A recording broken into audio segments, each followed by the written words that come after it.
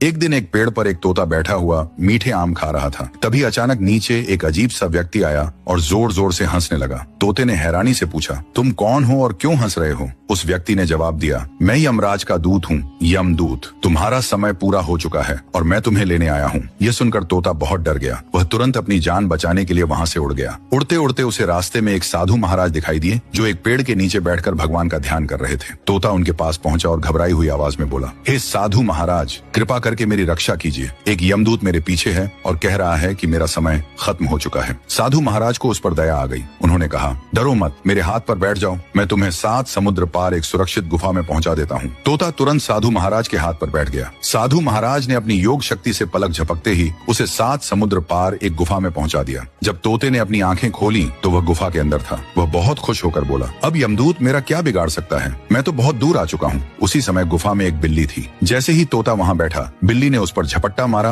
और उसे मार डाला। कुछ देर बाद वही यमदूत साधु महाराज के पास पहुंचा। साधु महाराज ने उससे पूछा, तुम उस तोते पर क्यों हंस रहे थे? यमदूत बोला, उस तोते की मृत्यु का समय आ चुका था। उसकी मृत्यु 7 समुद्र पार एक गुफा में बिल्ली के हाथों लिखी थी। लेकिन जब मैंने उसे पेड़ पर आम खाते देखा तो मुझे हंसी आ गई। मैं सोच रहा था कि यह छोटा सा तोता इतनी जल्दी उस गुफा तक कैसे पहुंचेगा, लेकिन आपने अपनी योग शक्ति से उसे वहीं पहुंचा दिया जहां उसकी मृत्यु लिखी थी। ये सुनकर साधु महाराज बहुत दुखी हुए और बोले, मैंने तो उसकी मदद करने की कोशिश की, लेकिन अनजाने में उसे उसकी मृत्यु तक पहुंचा दिया। यमदूत मुस्कुराते हुए बोला, जब मृत्यु का समय आ जाता है तो उससे कोई नहीं बच सकता, चाहे वह राजा हो, साधु हो या कोई साधारण जीव।